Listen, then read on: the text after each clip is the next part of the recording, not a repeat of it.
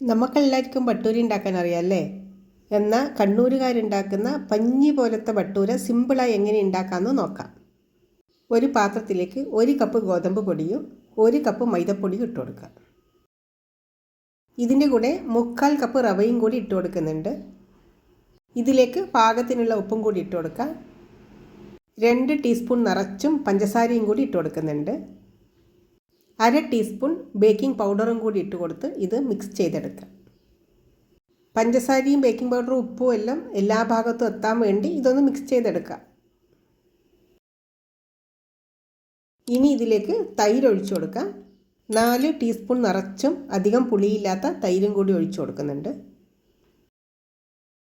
ചെറിയൊരു carrot grate ചെയ്തതാണ്, ഇതും കൂടി ഇട്ട് കൊടുക്കാം. കുറച്ച് മല്ലിയില കട്ട് ചെയ്തതും കൂടി ഇട്ട് കൊടുക്കുന്നുണ്ട്.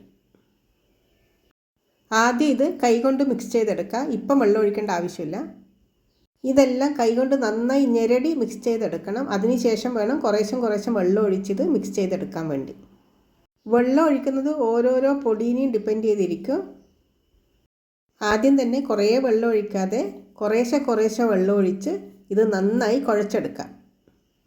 പൂരിക്ക് കുഴച്ചെടുക്കുന്ന അളവിൽ വേണം മാവ് കുഴച്ചെടുക്കാൻ വേണ്ടി. ചപ്പാത്തിക്ക് കുഴക്കുന്നത് പോലെയല്ല, പൂരിക്ക് കുഴക്കുന്നത് പോലെ സോഫ്റ്റായി തന്നെ ഇത് കുഴച്ചെടുക്കണം.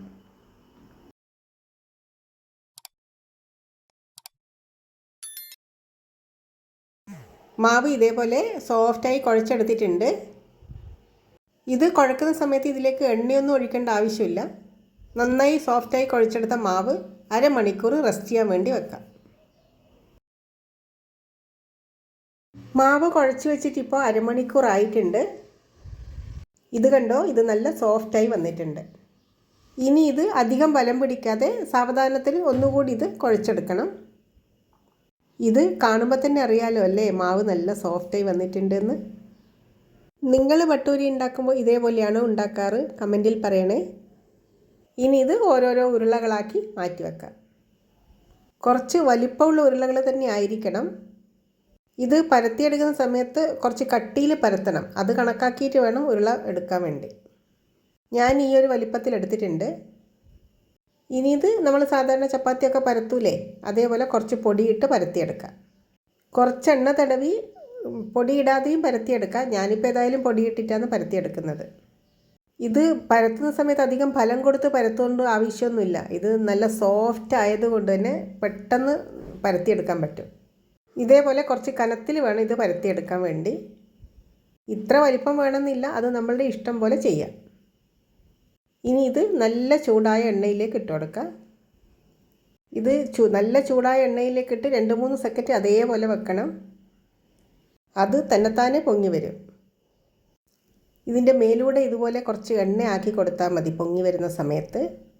ഒരു ഭാഗം നന്നായി വെന്തതിന് ശേഷം ഇത് തിരിച്ചിട്ട് മറുവശവും കൂടി വേവിച്ചെടുക്കാം. ഇത് പരത്തിയെടുക്കുന്ന സമയത്ത് എല്ലാ ഭാഗം ഒരേ കനത്തിലാകാൻ വേണ്ടി ശ്രദ്ധിക്കണം. അങ്ങനെയാണെങ്കിൽ ഇത് കുറച്ചും കൂടി നന്നായി പൊങ്ങി വരും. ഇതിൻ്റെ ഉൾവശം നല്ല സോഫ്റ്റ് ആയിരിക്കും, പോക്കറ്റ് പോലെ ഉണ്ടാവും. 2 ഭാഗവും വെന്തതിന് ശേഷം ഇത് എണ്ണയിൽ നിന്ന് കോരി മാറ്റാം.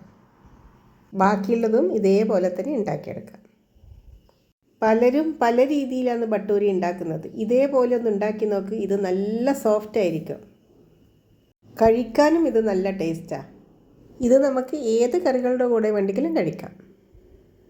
ഇതുണ്ടാക്കാൻ അധികം ബുദ്ധിമുട്ടൊന്നുമില്ലല്ലോ അല്ലേ? ഇതൊക്കെ ഉണ്ടാക്കി ചൂടോടെ തന്നെ കഴിക്കണം. പിന്നൊരു കാര്യം, ഇത് എണ്ണയിൽ ഫ്രൈ ചെയ്തെടുക്കുന്നത് കൊണ്ട് ഹെൽത്ത് വൈസ് ഇത് അത്ര നല്ല സാധനമൊന്നുമല്ല. എപ്പോഴോ ഒരിക്കൽ കഴിക്കാം, അത്രയേ ഉള്ളൂ. അപ്പോൾ ഇത്രയേ ഉള്ളൂ, പഞ്ഞി പോലെ സോഫ്റ്റായ കണ്ണൂരുകാരുടെ സ്പെഷ്യൽ ബട്ടൂര റെഡിയായി. Okay friends, bye bye. Thank you for watching.